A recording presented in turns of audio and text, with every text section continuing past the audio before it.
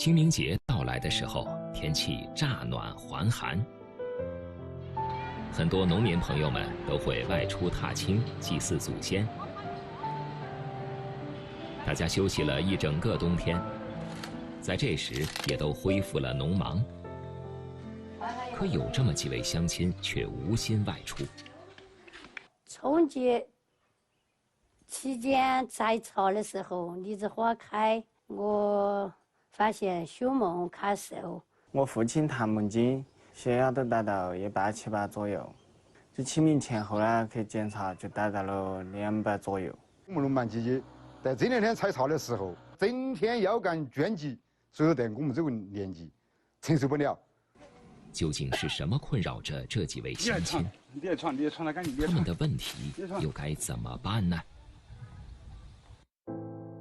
四川省宜宾市平山县，种植李子树是当地许多村民的经济收入来源之一。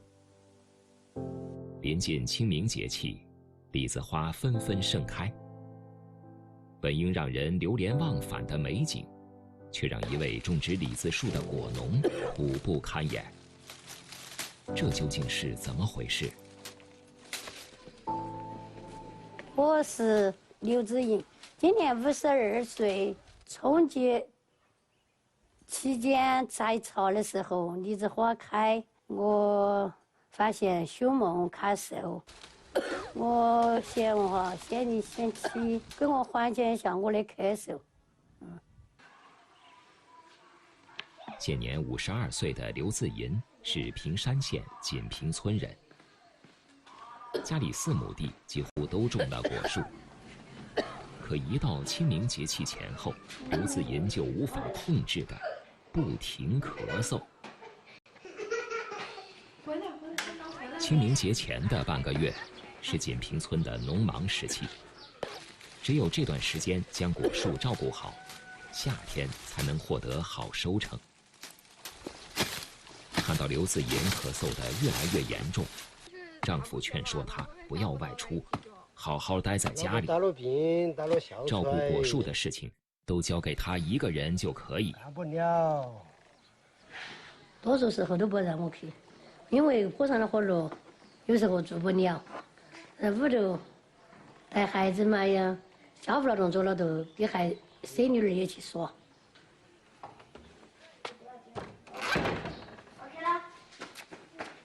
可看着家中农活都落到丈夫一人身上，刘自银实在不忍心，总是偷偷跑去地里帮忙。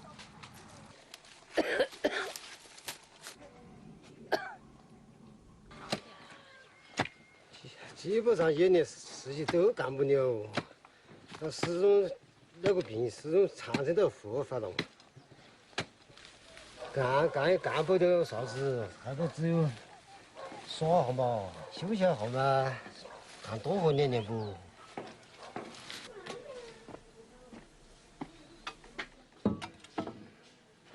回你了，你来了。你在那给他炒一口。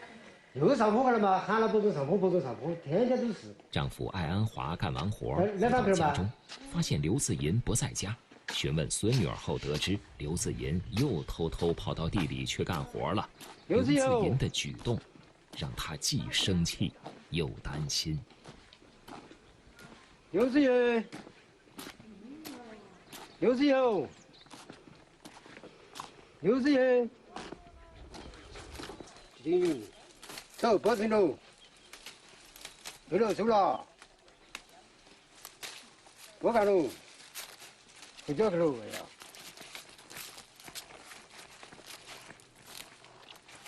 艾安华嘴上都是埋怨，心里却满是对妻子的关心。始终到了那个哮喘病，始终稍微走远点，都好像喘不过气来。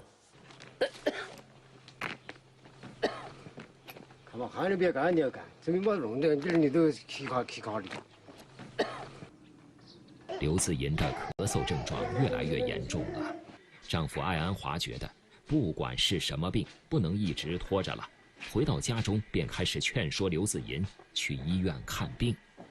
可刘自银担心要花钱，不愿去医院。你如果想把在正面来看，现在去检查好嘛 ？OK。你应该有好照镜嘛？好人用来吃得住，嘛都吃一天噻。吃要时间久了呢，越拖越凶。要花好多钱哦，检查一次898。没得嘛，可以记噻。你去记嘛？没贷款噻。不行去。为了能够帮上刘自银，我们的编导和平山县中医院的内科副主任医师熊永超一同出发前往锦屏村。熊永超医生已经从事临床工作13年之久，对内科常见病、多发病及疑难病症都有自己独到的见解。这个病是在这个时候，我这个时候都年头凶一点都这个时候给9月，咋说我们农历是9月嘛，你们都喊10月，那时候都是，那是每天都要发。就相当于冬春季节比较啊，每天都要发。那闻到就是花粉啊之类的，就是出去菜地啊那些有没有这种情况？有，这关就这种花，开了几天半花花的时候，就那话有10多天哦，月天的话都很累。刚开始的时候就有。啊，开了花花，这花花贵也了，又还吃点药啊，这有时还有没累的时候。就像还有那病情况哈，就是发作性的呼吸不行嘛，发一些呼吸困难。就说你这个症状多年了哈，考虑还是一个哮喘。这个哮喘呢，就是过敏性哮喘。这几年还找得到买药，还比前4年要好一些，还能够带生女儿嘛。晚几年是这猛感觉要吃酒都不能去。原来13年前，刘自银就患有哮喘疾病，可是近些年他因为控制得好，基本没有发作过，这让他根本没有往曾经得过的疾病上去想。可是为什么这一到初春，哮喘又再次发作呢？熊永超医生告诉我们，刘自银经常与花果植物打交道，有可能是植物或者花粉过敏导致的哮喘再次复发。要想缓解症状，必须要确认过敏源是什么，对症下药。的确，过敏性哮喘哈，有一部分花粉过敏，但是它不是所有的花粉都过敏，只是说对某一类，这是一个方面的问题。二个就是比如说炒菜一个刺激性的油烟味道，它也可能诱发它。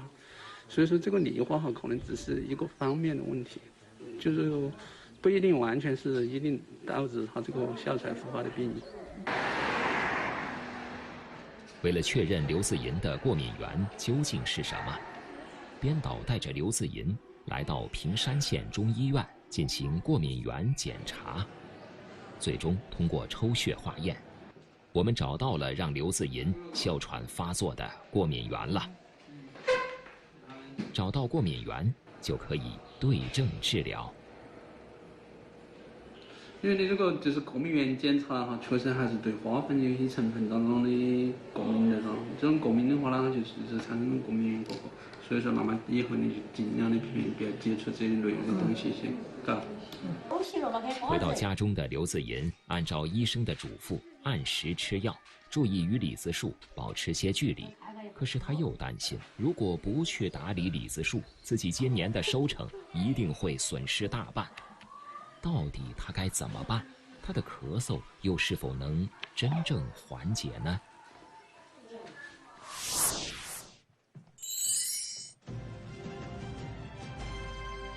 观众朋友们，大家好，欢迎您收看本期的《乡里乡亲》，我是海波。每年到了清明节前后啊，我们总会叫几个好朋友一块儿出游踏青，呼吸呼吸新鲜空气，看看新长出来的花草，不仅可以让我们心情愉悦，而且还可以增强心肺功能，是一个很不错的选择。可是我们今天的第一位主人公刘自银，恰恰就是因为春季的时候在户外活动过多，从而使得自己的哮喘病情加重。刘自银的问题要怎么解决呢？春天还有哪一些高发疾病？面对他们，我们又要怎么样预防和治疗呢？这一系列问题啊，今天我们为您请到了北京中医药大学第3附属医院的主任医师罗斌罗主任为我们一一解答。有请罗主任。您好，欢迎来到我们你好乡里乡亲。主持人好，嗯观众朋友们好。欢迎罗主任啊！其实春天是一个非常美好的季节，万物复苏嘛。尤其是在清明和寒食前后，大家都想去出门踏青。不光是现在，您看，我们今天还专门准备了蹴鞠。古代的时候，人们也会选择在这个季节出门踢蹴鞠呀，看看花草啊，很舒服的。可是像刘自莹这样的哮喘患者，他们如果在春天频繁外出，会加重他们的哮喘吗？我们刚才看了小片儿呢，我们已经看见了，像刘自银呢，他是一个过敏性的一个患者。他呢主要是对春天的花粉过敏。第一个办法呢，我们就是减少这个花粉对我们起到的这个刺激。比如说，戴口罩啊，对，大家现在平时也戴口罩。对，我们建议是带有呼吸阀的 N95口罩。这样的话呢，它就是可以呢有效阻止我们说很多花粉和微粒进入我们的这个气道。这样减少过敏源进入我们身体。但是我们去医院是不是就不能戴这个口罩了？因为我们目前呢涉及到有一个这个新冠病毒的一个传染的问题。所以呢，如果你是戴着有呼吸阀的这个口罩，相当于呢你是保护了自己，但是你的这个呼吸呢，就是说你呼出来的这个气体，如果带有相应的这个菌或者是别的，它呢就直接就排向空气了。所以这时候呢，可能就不太合适了。我们刚刚一直在提过敏这件事情啊，就是刘自银他的过敏源，刚刚说是花粉，但是对于这些过敏性哮喘的患者来说，过敏源可不止这一个，是吗？对，我们实际上最常见的过敏源有很多是尘土，还有我们说的螨虫。尘螨这个尘螨，据我所知，可不只是户外才有啊。对的。就此时此刻，我的西装上。您的衣服上，包括我们的皮肤上、家里的被褥上，可全都是尘螨。那这无处不在的东西，过敏性哮喘的患者怎么去面对，怎么去避免呢？我们特别强调就是一个保持居室的一个清洁和干净。就是说你居室里头不要放太多的东西。再一个就是你这个被褥呢要勤洗勤晒。还有一个呢就是我们说起来大家可能注意不到，就是如果天气比较潮湿，这个霉菌也是一个很明显的一个过敏源。那在南方很多地区，到了春天梅雨季节的时候，它发霉也会影响到呼吸道。对，在换季的时候，很多人还有一个反应呢是冷空气。就是我们发现呢，就是如果你查完了之后，对某类的这个东西，它是一个强的一个过敏源，属于这类呢，我们一般就是减少接触。但是呢，有很多我们知道，你看像尘土啊、螨虫啊，包括花粉啊，我们不可能不生活在一个没有花的世界里。刚刚那小片里面，他还特别开心的站在花旁边，咔咔咔拍照呢。但可能就是拍照这个行为和动作会加重他的这个疾病，对吗？对的。所以这时候呢，就是涉及到一个什么呀？我们一个是要可以少剂量多次的接触，少剂量多次接触，别一口气碰太多。对这样的话呢，让我们机体逐渐形成一个逐渐的一个适应过程。第二个呢，就是说我们知道自己有这方面的问题，我们可以用一些药物，就抗过敏的药物，我们用上调节。对。就每次有中医来到我们乡里乡亲做客的时候啊，除了一些治疗方法之外，我特别想问问有没有可以食疗的方法？因为中医博大精深，吃着好吃的还能把身体给调好了。所以关于这个哮喘，有没有可以吃的东西？实际上呢，我们在中医里头呢有一个特别好的一个方子叫过敏煎。过敏煎？对。您带来相关的这个食材了吗？有的。来，我们看一下。所以这儿这么多食材都是跟缓解哮喘症状有关系的。对的。您给我们仔细讲讲怎么搭配、怎么做、怎么吃。这个呢是防风。防风。这个一般我们用10克就行。5克就一点点。10克啊，10克。10克就这么一点就够了呗。对，用一点就行。然后这个乌梅呢，我们一般呢至少用30克。乌梅要多一点。乌梅要多一点。然后这个银柴胡呢，我们用10克。然后这个呢是我们的川贝。川贝这个熟悉。它因为价格也比较贵，我们一般是把它打成粉，用2克就行。这就是这个是杏仁儿。杏仁儿啊。苦杏仁儿。您不能早点说那个苦字儿吗？我吃到嘴里，您告诉我是苦杏仁儿观众朋友们，真苦啊！一般我们用10克就行。我先泡水之后，然后再拿水煮。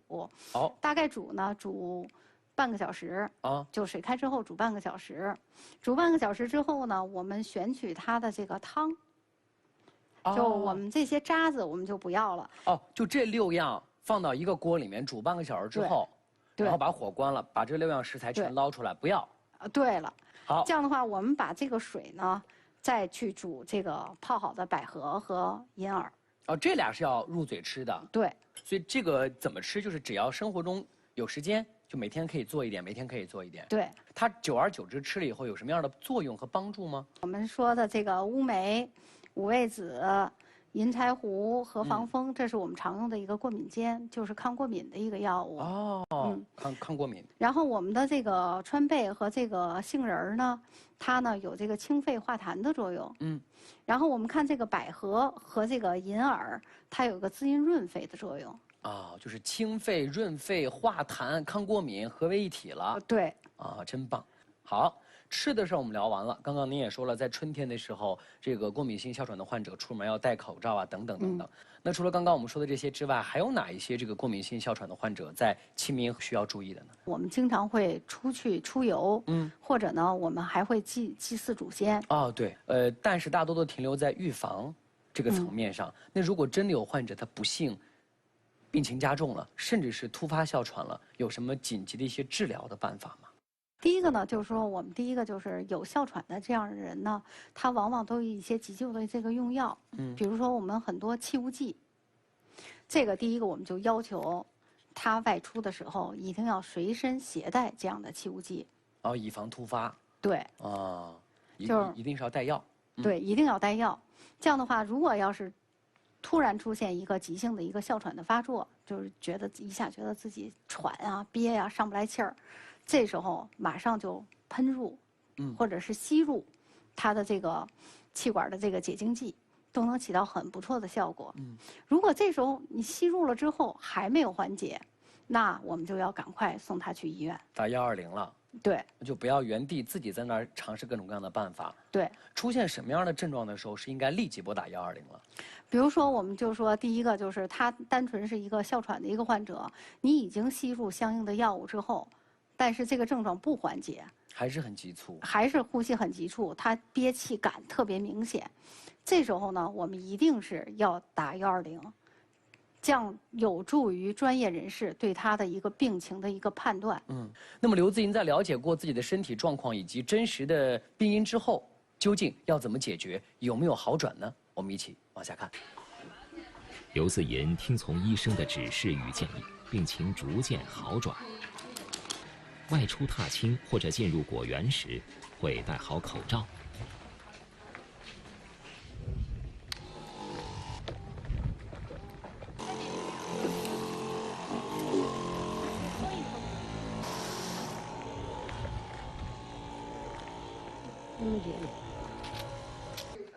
回到家中，还会及时清洗面部及口鼻。如今哮喘症状明显减轻，还可以将家中果园事务打理得井井有条，并且按时吃药，坚持适当锻炼。让我们感到欣慰的是，刘自银的症状有所缓解，身体也越来越好。那刘自银呢，是因为在春天的时候接触到了自家的李子花粉，使得哮喘的症状加重了。可是春天万物复苏，我们农民朋友啊，都避免不了跟各种各样的农作物打交道，春耕是一定要做的事情。那么接下来这一位患者啊，他的疾病也和春耕有着密不可分的联系，一起看看怎么回事。我叫谭进，我父亲谭梦金，今年子他58岁了。平常时候，跟艾老师那些地方去检查，血压都达到187/8左右。他平时心情也比较烦躁，就清明前后呢去检查就达到了200左右。我就想请问下这个县里乡亲栏目，大家有没得好点的办法？住在平山县锦屏村的谭茂金，12年前在四川省宜宾市平山县人民医院被确诊为高血压。平日里一个人在家忙忙农活，依靠口服药治疗，基本可以控制好高血压。可最近到了清明节前，谭茂金总觉得控制不住情绪，同时血压就会升高，这究竟是怎么回事？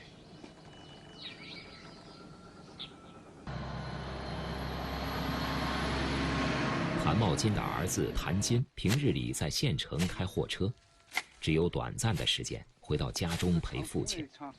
这次回家却没有得到父亲的好脸色。啊，你看嘛，你抖着掉还没传到。没传到，没传到，没传到你传。这样。你这样。哎呀，你是草都传不干净。你去他用的传不干净，你来传得干净，你传。哎呀，到了年纪还生气了还。你过儿干啥了去？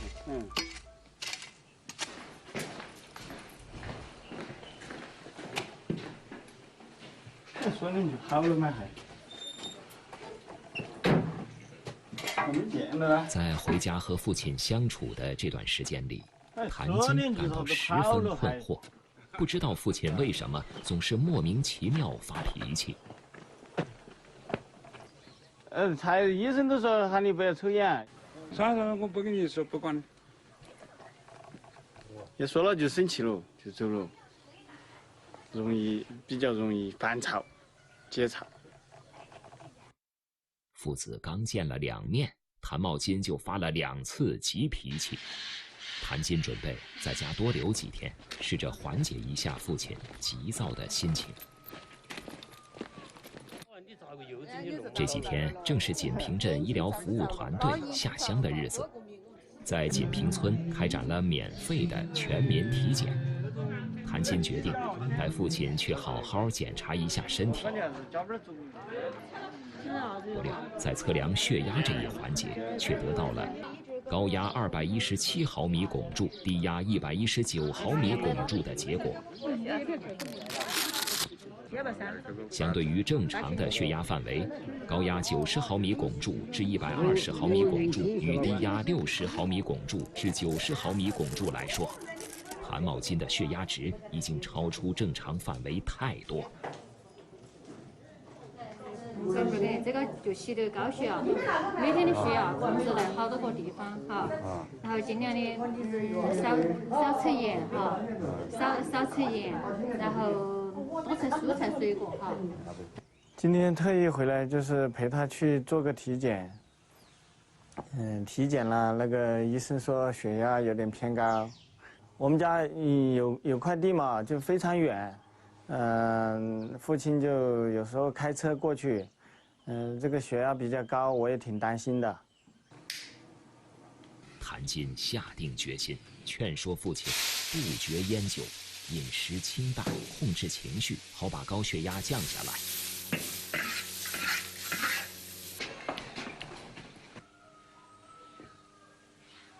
谭茂金担心儿子耽误工作，不想让谭金在家多停留。喊你不要喝，你而谭金的各项叮嘱，也让谭茂金产生更加反抗的情绪。饭喽，人家医生喊你少吃点了嘛，少吃点盐。我想吃点了，盐味都没得。哦，酒嘛是不能喝喽。喝不行噻，不喝酒夜店喝了，我少喝点，我自己控制可以不嘛？你看人家医生都给你检查，你看血压偏高的很。有时候我们大家都让他戒烟戒酒嘛，他就发火了，他说我不抽烟，我不喝酒，干嘛？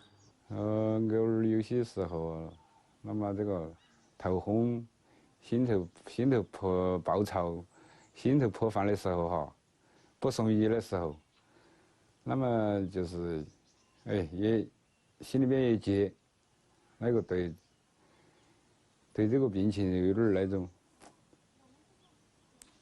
有点不良反应。谭茂金究竟是怎么回事？为什么原本能控制住的血压，在这段时间就控制不住呢？我们一般要求是按中国人口规范是还要偏的。熊永超医生在家庭医生艾安林的带领下，来到了谭茂金家。熊永超发现，谭茂金这段日子情绪多变，夜间睡眠一般，血压经常升高。有时候血压飙升到170、180，其实有这种情况。说你的情况呢，我都听艾生比较了解你的情况。说高血压病还是10多年了，应该是比较明确的一个恶化。血压波动有点大，最近就是说休息啊，这些休息得好不嘛？睡眠那些。都是得休息，没有咋这样。晚上睡眠这些睡得好不？晚上一般嘛。熊永超通过谭茂金与家庭医生的讲述后，推断出了谭茂金近期屡次情绪失控的原因。谭叔平时爱生气吗？生气的时候就生气了。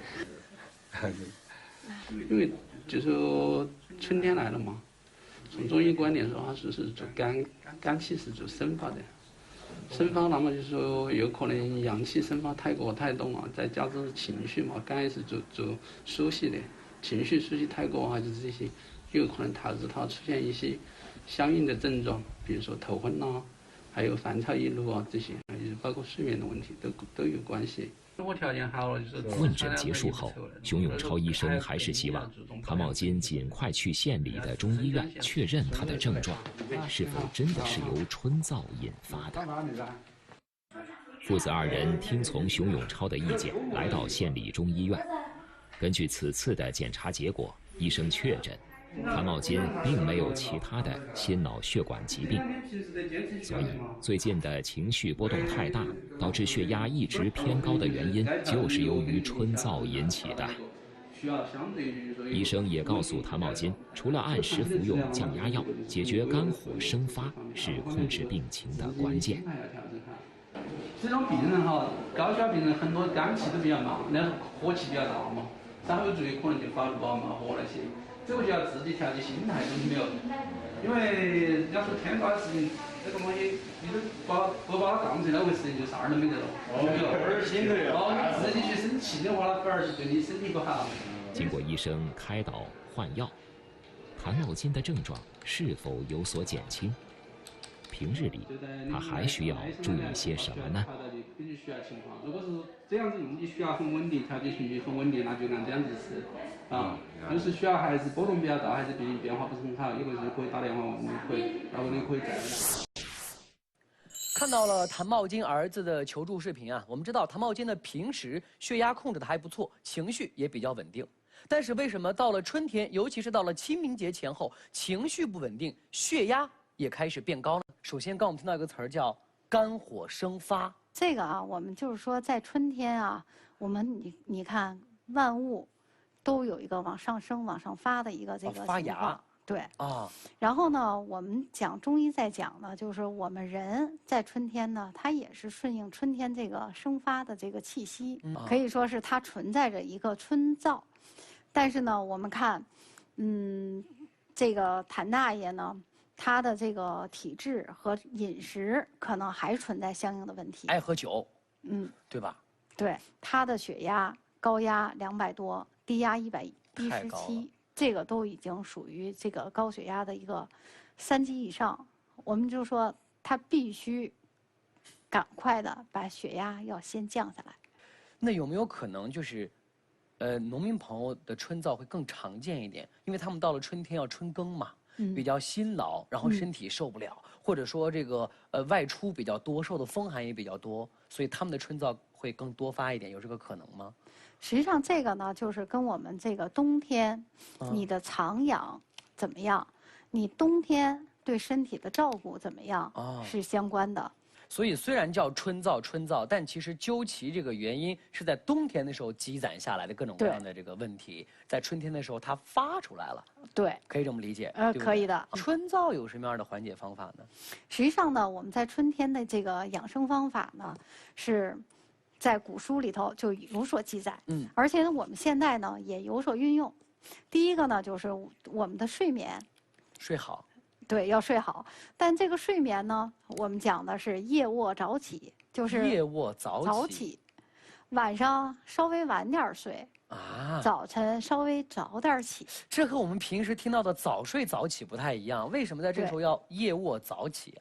这个呢，就是夜卧早起呢，它是促进你这个阳气的一个生发啊，就是跟春天这个生发之气相适应，就别睡懒觉。对，别睡懒觉。别睡懒觉，但也不是提倡大家熬夜啊，肯定不是，就稍微晚一点点。熬夜是肯定不能做的。我们讲的这个夜卧呢，也是指在10点或11点就进入睡眠了。哎，对。啊，早起呢，就是说天一亮，擦亮就要起床。第二个呢，就是说我们提到了，我们经常提到，在春天呢，人我很着急。哎呀，这事儿不行，我也不知道为什么心烦，我就觉得心里头有火。对。我这个火呢，我还散不出去。所以这时候呢，我们主张呢，你可以适当吃一点辛辣的东西。哎，要到吃上了是吗？那我愿意听。为什么要吃辛辣的？它不应该更促进我们的这个火旺？它是一个疏散的作用。我们知道辛辣的东西，它都有一个疏散的作用。除了这个辛辣的东西呢，那我们还有一个办法，怎么样能缓解我们急躁的情绪呢？我们讲的就是你要走路。你这个走路呢，要慢慢的走，根据你的情况，不要着急走。对。然后呢，你这个头发呢，就是说我们很多人头发系得很紧，这个血液循环呢，它也不好弄。我们讲究是披发缓行，把头发放下来，头发放松。听到了吗，各位老师？我强烈要求，下一次做节目的时候，我的发型就不要做了，就耷拉下来，对不对？披发，然后缓行啊。对，披发缓行。好，总而言之，就是春天的时候，可能各种各样的疾病都容易突发，尤其是对于身体健康的朋友来说，也有可能有春燥。所以调整好情绪，然后这个晚睡早起，同时保持身心的愉悦，是很重要的一件事情，对不对？好了，那关于春燥我们了解的差不多了，但是谭茂金谭大爷的病情怎么样了呢？这个高压有没有降下来呢？我们继续往下看。谭金时常回到家中，给父亲讲解健康手册注意事项。忌烟忌酒，看到没有？这儿第2条。烟别抽了，是，中午去检查吧。去体检哦。谭茂金按时服药，并逐步减少吸烟喝酒的频率，他心情好了很多，脸上的笑容也变得多了。那个天气啊，这些这样热也是。天气还好这样儿。今天天气还可以。最近血压控制得还不错。儿子也安心，回去上班了。现在心情也好得多了。在春季清明节前后啊，有人爱美景，有人爱农耕。接下来向我们求助这位朋友啊，状况又有些不太一样，他因为生病几乎干不了农活，什么情况呢？我是四川省平山县锦屏镇锦屏村8组村民严成清。我在30多岁的时候，在采摘的途中，我陡然演练遇到我的腰突然疼痛，后头去医院检查，结果是腰椎间盘突出，多年导致我的腰特别的疼，尤其是现在，特别我们农忙季节，在这2天采茶的时候，整天腰杆倦疾，所以在我们这个年纪，真的是叫做是承受不了。最后请问一句，县里县亲栏目组的对我这个有什么办法？平山县种茶历史悠久，因生态、气候、土壤条件独特，内含物丰富，品质优良。外形细紧秀丽，叶底嫩匀明亮。而清明节前采摘的明前茶，更是平山茶叶中的翘楚，品质鲜嫩，卖价最高。这段时间，锦屏村的茶农们都在忙着明前茶丰收。同为茶农的杨成清，眼看着自己家的茶叶每日冒尖儿，却因为受腰疼的困扰，无法长时间进行采茶。杨成清的茶园种植了2亩的绿茶树，因为茶树的高度只能到杨成清的腰部，所以从每天早晨7点到晚上8点，杨成清都需要保持同样的弯腰姿势进行采茶。春茶它采的时候，现在这个叶菜都收得嫩了，质量提高了，品质提升了，然后茶叶采得嫩，你就是茶叶宽了，你就天天采都有采。所以每天就这样弯腰要13个小时啊。对啊，这样子弯起，所以说腰杆就长期受不了哦。即使带着腰伤，可为了能及时采茶，赶上清明节气前采完，杨成清一刻不能停歇。哎呀，腰杆真疼，腰杆疼。我都有点儿，我腰都有点僵了。你要是叫我腰头还得疼，很久了就。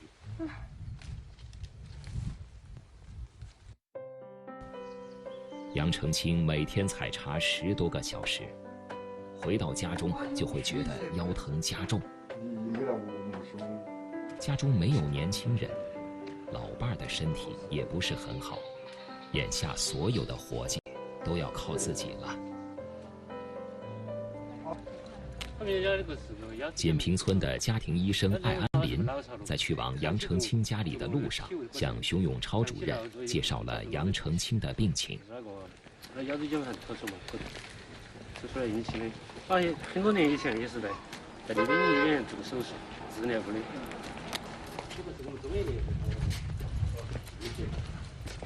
这儿来验的时候，5块钱来。当不然你不说你那个病情。这段时间可能确实太忙了过后，天天都在采茶是不？采茶，而且这个腰杆痛现在，我这个是成长期性的那种。是啊，慢性它发育下来，发育下来就是有没得其他的异味刺激引起它跳得快啊这种情况。就说一天你说的至少半天，这些那个体味等久了，可能还是有一定的关系。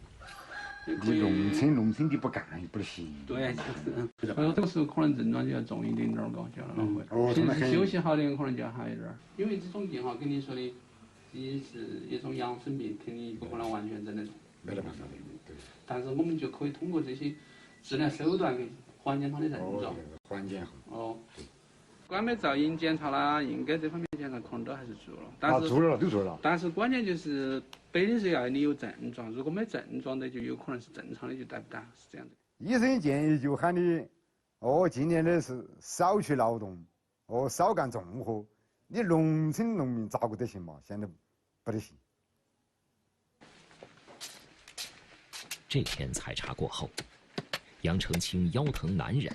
编导带着杨成清立刻找到家庭医生艾安林，想寻求一个缓解治疗的方法。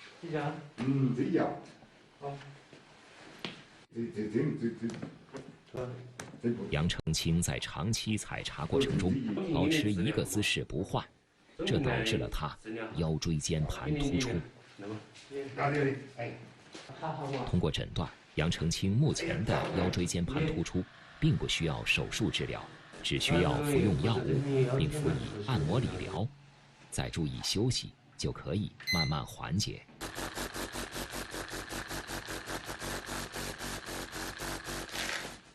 村医给杨成清做完理疗后，觉得这次治疗腰部很放松，并决定以后按时到村卫生室做完一个疗程。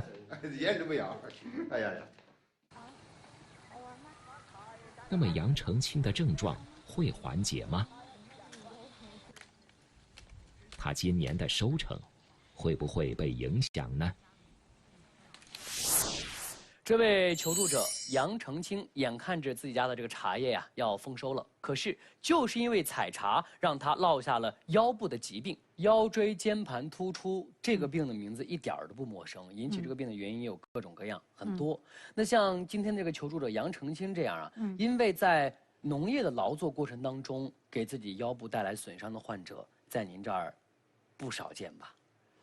这种情况啊，实际上说是因为他在我们看他这个经常他采茶的时候，他有一个特殊姿势，老弓腰。对，他弓腰，而且他弓腰的时间是比较长，一直弓着。对，他一直弓着。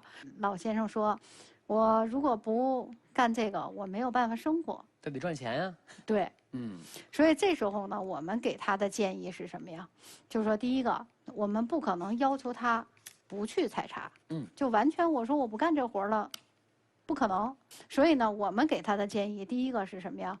他在采茶之前，他做一下他这个腰部的一个放松，他肌肉的一个放松。针对他这种患者来说，做一个腰部的肌肉放松。他腰部肌肉，我们就是可以看一看，可以揉一下，可以捏一下，可以适当的，我们说动一下。告诉他，哎，大兄弟，我要干活了，你准备准备，是吧？对，你准备准备，这是第一个。第二个呢，就是说我们看他这个采茶的时间，比如说我们手上有手机，定个10分钟、15分钟，起来，哎，我就起来，再把我们刚才这准备动作再做一做，再捋一捋，上下捋一捋，然后腿再踢一踢，都起来踢一踢腿，我们看看全腿，你看你这个腰这个肌肉。它是受到一定的牵拉和影响的。就说白了，机器长时间的这个工作，它都会有生锈，都有这个卡顿的时候，对不对？你别说是人的这个肉和肌肉了，对啊。所以这个呢，就是说它是最常见，而且很容易缓解它这个腰疼的情况。第三个呢，就是说它确实也是比较腰疼，我们可以弄个护腰。护腰带着，对，增加它这个腰部的这个肌肉的力量。它肌肉力量不够，我们给你加一块儿，哎，让你保持一个相对正确的一个姿势。我听明白你的意思了。对，所以说刚刚您说的这一系列的这个做法和运动，都是针对这个腰椎间盘突出的患者，在劳作之前或者平时生活里可以锻炼的一些方法，对不对？那很多农民朋友，我们在下地干活之前，有没有一些办法可以帮助他们热热身呢？实际上这个办法特别好，也特别多。我们中医里头呢，就有一段操叫8段锦。那您教教我可以吗？可以的。那我们中间请。行，可以的。您教教我这8段锦怎么打？我们先第一个啊，我们就是说是一个预备式，双脚开立，与肩同宽。然后呢，我们开始，双手托天，里三焦。向上。哎，你看你这个腰腹这个力量就起来了，然后向下。然后第二个就是左右开弓四射雕。是这么一个。是这样的。对，就像你拉弓，开始，一点点儿。就这么一个动作。第三个就是调理脾胃虚单举，也是与肩同宽，你这个起。哎呦。长天地，跟舞蹈动作似的。这个就是这个，所以这个呢，实际上对于咱们刚才说这个腰部有问题的，有一个动作叫双手扶履固肾腰，然后把手抬起来，到胸前这儿，往后穿插，扶着这个腰，往下扶着整个你腿的这一面。一直往下，对，摸着脚，然后起。这个有些人能摸到脚，有些人摸不到。对，我们平常也最容易用的，一个就是背后7颠百病消。哎呦，这个怎么弄？这个我们就是看你这个脚起来，踮脚，落下，踮脚，落下，踮脚，落下，7下。背后踮7下，是咱们说的这个5劳7伤，往这面，好，先手往下，哎呦，然后起来，往后瞧，往后瞧，这么一个瞧，再往下，左边，换一边，然后下头是摇头摆尾去心火，我们也是向右一大步，摇头我知道，摆尾怎么办？然后，摁到这儿，从这面转。转，这特别像屁股也要动，民族舞里的动作。这个屁股也要动，你的屁股它是随着这个方向摇头摆尾。还有一个就是传拳怒目争气力。这个怎么做？我们看这个啊，脚分开，2个手放这儿，出拳，抓握，回收，出拳的时候要瞪眼睛，你过来呀，抓回来，然后弄完了收拾，这才是8个。8个动作做完了啊！对，在这儿要提醒所有的观众朋友们啊，因为时间的关系，没有办法一一再仔细为您演示，所以请您下载本期节目，反复观看，仔细学习，好不好？谢谢罗主任。刚刚这些动作呢，的确能帮助我们的身体在运动之前，或者说这个农耕之前进行一些热身啊。但是其实除了采茶，还有很多的农业活动都会对我们的腰部造成损伤吧？对。比如说插秧。对，插秧一定是一个，他要一直弓着腰。对，这压力太大了，腰部。对呀，你比如说我们锄地呀。哦，刨地、锄地。对呀，这动作全靠这个胳膊和腰的力量在做。对呀，实际上我们在就是说一个农业活动的过程中，我们这个防止它出现问题，比等它出现问题我们再治就更为重要。腰椎间盘突出这个疾病啊，原来在我们印象当中是上了年纪才会有的，但是好像这2年年轻化了。我身边好像有一些跟我年龄差不多大的朋友都有这样的问题。为什么这个疾病会年轻化呀，罗主任？我们可以通过一个模型看一看。哦，好。啊，这个一眼望过去像一条蜈蚣啊，其实是人的这个脊柱，是不是？对，一个脊柱，这是神经，就凸出来的这个脊神经，这个呢，这个黄色的是神经是吗？然后这个透明的呢，这个就是椎间盘。哦，这个久坐，然后老面对着电脑，然后身体前倾去工作，还同一个姿势，啊，但这绝对不是唯一的原因呀。我们现在交通的时候也经常坐，尤其是开车。你开车也是这个姿势啊。所以在食疗上有没有哪些办法可以帮助我们缓解腰部的问题？您带了吗？我们也有。哎，来看一看啊。嚯，这又是一桌子我没有见过的食材，这又怎么吃呢？您给我们介绍介绍。这个啊，我们也是，就是我们这个是生地，这叫什么？生地黄。啊，生地。生地黄。哎呦，这个是它可以补肾滋阴的。补肾滋阴。对。这个呢是桑寄生，桑寄生啊，桑寄生，这个呢是杜仲。哦，好的。这个2个都是可以补肾的，补肾的啊。好，来，这个我看特别像草啊。对，这个是参筋草。哦，参筋草啊。参筋草就是这个疏络筋骨的。对，疏通经络的。哦。这个是透骨草。透骨草，这对骨头有帮助。透骨草。所以这几个呢，我们看，如果要是放到我们的这个食材里头，比如我们的这个肉，或者是我们吃的这个东西里头，不好嚼。不好嚼，对。嚼不透，所以我们提前呢，就是可以做一个药包，跟我们这个肉一起炖，把这些东西呢装成一个药包，往锅里一扔，跟着肉一起去炖。然后最后出来这个肉又有这些药材的这个作用，然后那个汤也香也好吃。对，哟，这是我今天最喜欢的一道食疗，主要是因为它有一个最主要的原料，我们这儿没摆，就是肉，是吧？对。那这个它有什么样的作用呢？刚刚您说它们分别的作用合到一起呢？它呢就是有一个祛风通络，然后补肾强筋骨。那刚刚我们讲了很多跟腰椎间盘突出相关的一些问题，以及预防的方法，包括生活当中可以做哪些热身的活动。那么我们的求助者他的身体怎么样了？腰有没有稍微舒服一点点的？往下看。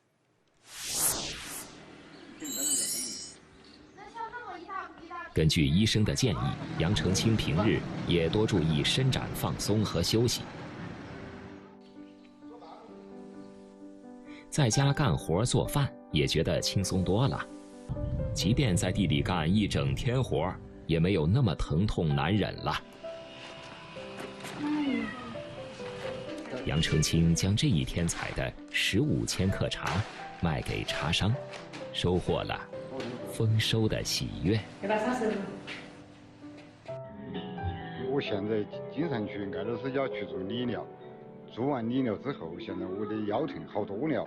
现在每天能采10几斤茶叶，哎呀，真的很开心。真好，我们看到杨成清啊，不光是这个身体健康起来了，而且还看到了丰收的喜悦。所以今天聊了很多关于春天的一些疾病还有预防的方法。现在对于大家还有什么想要叮嘱的吗？